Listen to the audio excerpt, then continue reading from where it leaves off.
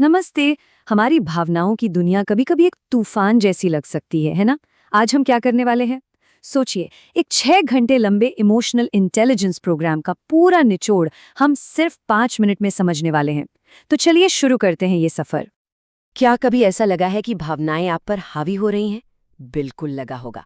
हम सब ने ये महसूस किया है। वो पल जब गुस्सा या डर या चिंता की लहर आती है और हमें बहा ले जाती है। ये बहुत ही आम बात है। और इसी अंदर की उथल-पुथल को आज का हमारा सोर्स कहता है अंदर का भावनात्मक तूफान। लेकिन सबसे अच्छी बात क्या है पता है? इस तूफान को शांत करने के तरीके हैं।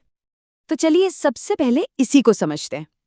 ये जो हमारा अंदर का भावनात्मक तूफान है, आखिर ये है क्या और ये हम पर असर कैसे डालता है? इस सफर का सबसे पहला और जरूरी सिद्धांत है पहले स्पष्ट रूप से देखें फिर कार्य करें। मतलब कुछ भी बदलने की कोशिश करने से पहले ये जानना जरूरी है कि असल में हो क्या रहा है, बिना किसी जजमेंट के बस देखना और समझना। तो पहला कदम क्या है? स्पष्ट रूप से देखना। देखिए, इमोशंस पर काबू पाने का सफर किसी रॉकेट साइंस से शुरू नहीं होता। इसकी शुरुआत होती है एक बहुत ही सिंपल चीज से, और वो है साफ साफ देखना, ऑब्जर्व करना। इस टेक्निक का नाम है इमोशनल लेबलिंग। इसका मतलब बहुत सिंपल है, अपनी भावना को अपनी पहचान से अलग करना। कोई भी इंसान गुस्सा नहीं होता, वो गुस्से का अनुभव करता है। ये फर्क समझना बहुत जरूरी है। अपनी भाषा में बस एक छोटा सा बदलाव करके देखिए। मैं डरा हुआ हूं कहने की जगह ये कहने की कोशिश करें, मुझे डर महसूस हो रहा है। देखिए, जब हम कहते हैं मैं डरा हुआ हूं तो लगता है जैसे डर ही हमारी पहचान है।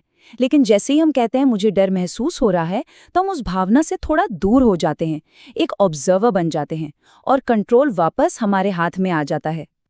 और ये सिर्फ कोई फिलॉसफी नहीं है, इसके पीछे पक्की साइंस है। न्यूरोसाइंस की स्टडीज बताती हैं कि सिर्फ अपनी भावना को एक नाम देने से हमारे दिमाग का जो डर वाला सेंटर है, एमिगडाला, उसकी एक्टिविटी 40% तक कम हो जाती है। 40%! ये बहुत बड़ी बात है। अब सवाल ये है कि ऐसा होता कैसे है? बहुत इंटरेस्टिंग है। जब हम किसी इमोशन को नाम देते हैं, तो हमारे ब्रेन की एक्टिविटी इमोशनल पार्ट यानी एमिगडाला से शिफ्ट होकर लॉजिकल पार्ट यानी प्रीफ्रंटल कॉर्टेक्स में चली जाती है। मतलब हम इमोशन से निकलकर सोचने लगते हैं। ये बिल्कुल वैसा ही है जैसे किसी तूफान के बीच में लाइट हाउस ऑन कर देना। ठीक है, तो हमने अपनी भावना को देख लिया, उसे नाम दे दिया। अब आगे क्या? अब अगला कदम है अपने सिस्टम को शांत करना, क्योंकि इमोशंस का असर हमारे शरीर पर भी तो पड़ता है ना, राइट? तो हमें कुछ ऐसे टूल्स चाहिए जो हमारे नर्वस सिस्टम को शांत कर सकें। लेकिन यहाँ एक बहुत ज़रूरी बात समझनी है। हम भावनाओं को दबाने की बात नहीं कर रहे हैं, जिसे सप्रेशन कहते हैं। क्योंकि दबी हुई भावनाएं बाद में और भी ज़्यादा ताकत से बाहर आती हैं। हम बात कर रहे हैं रेगुलेशन की, मतलब उस इमोशनल एनर्जी को सही दिशा देना। और इसके लिए एक बहुत ही सिंपल लेकिन कमाल की टेक्निक है, 4-6 ब्रीदिंग। करना क्या है? 4 सेकंड तक आराम से सांस अंदर लेनी है और 6 सेकंड तक धीरे धीरे बाहर छोड़नी है। बस इतना ही। इसे 6 बार दोहराइए। जब हम ज्यादा देर तक सांस बाहर छोड़ते हैं तो हमारे शरीर की वेगस नर्व एक्टिवेट हो जाती है, जो हमें तुरंत रिलैक्स मोड में ले आती है। तो हमने इमोशंस को देखना सीखा, उन्हें शांत करना सीखा। अब बात करते हैं एक और ऊंचे लेवल की, कनेक्ट करने की। क्योंकि असली इमोशनल स्ट्रेंथ सिर्फ शांत रहने से नहीं आती, वो आती है एक बड़े मकसद, एक पर्पस से जुड़ने से। अब सवाल है कि अपना पर्पस या मकसद कैसे ढूंढे। इसके लिए एक बहुत अच्छा फ्रेमवर्क है, द पर्पस ट्रायंगल। इसमें खुद से 3 सवाल पूछने हैं। पहला, किस चीज से एनर्जी मिलती है? दूसरा, कौन सा काम है जो नेचुरली अच्छा कर लेते हैं? और तीसरा, ऐसा क्या है जिससे दूसरों की मदद होती है? जहां इन तीनों सवालों का जवाब आकर मिलता है, वही है हमारा पर्पस। और अब हम आते हैं इस सफर के सबसे आखिरी और सबसे पावरफुल स्टेप पर। इसे कहते हैं इमोशनल एल्केमी, यानी भावनात्मक कीमिया। ये क्या है? ये मुश्किल इमोशंस को अपनी ताकत में बदलने की कला है। देखिए, सबसे ऊंचे लेवल का इमोशनल इंटेलिजेंस यही है। सिर्फ इमोशंस को झेलना नहीं, बल्कि उन्हें ट्रांसफॉर्म कर देना।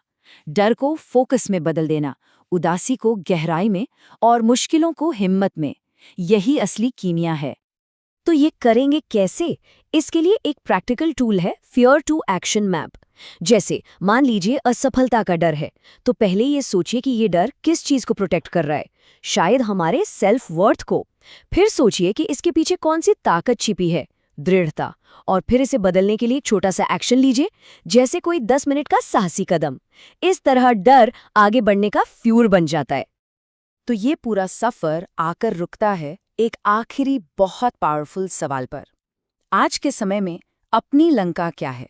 मतलब वो सबसे बड़ी चुनौती क्या है जिसका सामना करना है, और उस पर जीत हासिल करने के लिए आज ही कौन सा वो एक छोटा सा हिम्मत वाला कदम उठाया जा सकता है? इसका जवाब कहीं बाहर नहीं, हम सबके अंदर ही है।